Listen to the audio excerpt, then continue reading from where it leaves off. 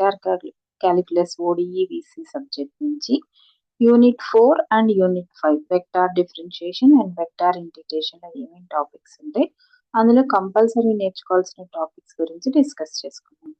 Unit 4లో మనకి vector point functions and scalar point functions first topic, next gradient, next divergence and solenoidal vectors, next curl and irrotational vectors. So ఇవి మూడు మనకి very very important topics in the 4th unit. Next కంపల్సరీగా నేర్చుకోవాల్సిన topics ఏంటి అంటే directional derivative. మనకి 4th unit చాలా చిన్న యూనిట్, అందులో నుంచి కంపల్సరీ క్వశ్చన్ వచ్చే ఒక ఏరియా ఉంది అంటే అది directional derivatives and angle between two surfaces. ఏదైనా ఒక క్వశ్చన్ రావచ్చు. నెక్స్ట్ ఐడెంటిటీస్ అనేది మీరు చాయిస్ లో వదిలేసుకోవచ్చు, చేయగలిగితే చేసుకోవచ్చు, లేకపోతే leave it, no problem at all.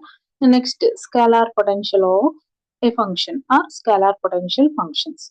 So ఇది కూడా కంపల్సరీ నేర్చుకోవాలి. ఈ రెండు టాపిక్స్ మీరు కంపల్సరీగా నేర్చుకుంటే 4th యూనిట్ మీరు పక్కా ఆన్సర్ చేయగలుగుతారు.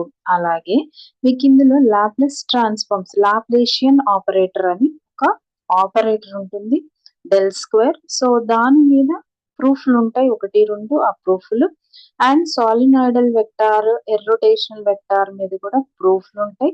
సో ఆ ప్రూఫ్లు ఒకసారి నేర్చుకోవాల్సి ఉంటుంది.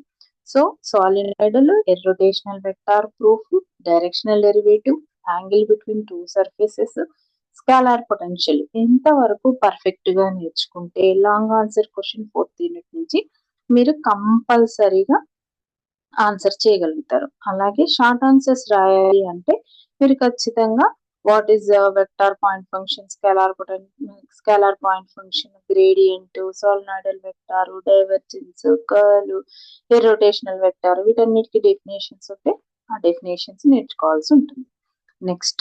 నెక్స్ట్ యూనిట్ వచ్చేసి మనకి vector integration. So vector integration లో మనకున్నది కరెక్ట్ గా 6 టాపిక్స్. ఆ 6 టాపిక్స్ లో ఫస్ట్ టాపిక్ వచ్చి line integration, next surface integration, next volume integrals. So line అనేది సింగిల్, సర్ఫేస్ అనేది డబుల్ అండ్ వాల్యూమ్ అనేది ట్రిపుల్ ఇంటిగ్రల్. సో ఇవి మూడు మనకి యూజ్ అవుతాయి థీరమ్స్ లో. ఏంటా theorems? Green's theorem, Gauss divergence theorem.